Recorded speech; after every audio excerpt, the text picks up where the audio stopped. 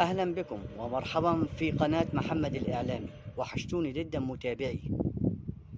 لايك ومشاركة، اعمل لي مشاركة، مش هتخسر حاجة. انت أهم شيء بالنسبة لي، مشاركتك انت هي اللي بيفيدني.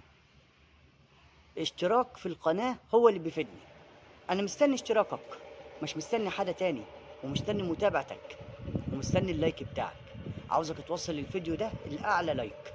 ادعم أخوك، مش طالب منك حاجة إن أكتر تدعم أخوك.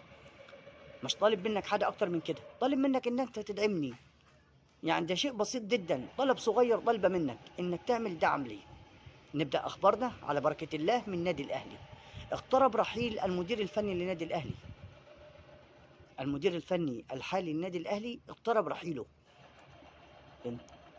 طبعا احنا فاهمين وشايفين إن المدير الفني داخل في تعادلات، آخر تعادل ليه مع المحلة. مش ده نادي الأهلي، مش اللعيبة دي اللي تتعادل مع المحلة. انت عندك يعني استكواد قوي، عندك شيء يعني حاجة قوية جدا. ليه؟ انت عندك تيم ما حصلش. عندك تيم، يعني ده منتخب افريقيا. ده اللي عندك ده منتخب افريقيا، مش منتخب مصر ولا منتخب نادي الاهلي ولا فريق نادي الاهلي. ده منتخب افريقيا.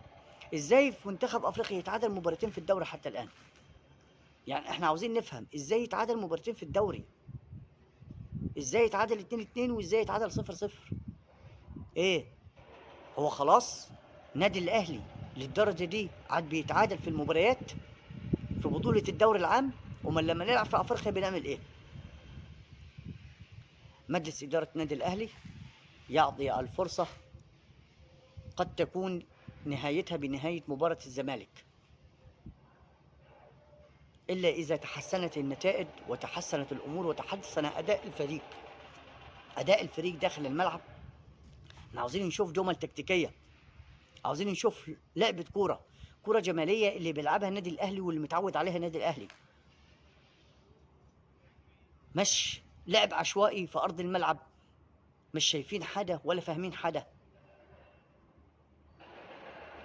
نتمنى من ربنا ان الاداء يتعدل والدنيا تتظبط، والمدير الفني يكون هو فعلا المدير الفني اللي كان ماسك الفريق بتاع جنوب افريقيا، اللي كان بيلعب كره هجوميه، اللي فاز على النادي الاهلي في استاد القاهره.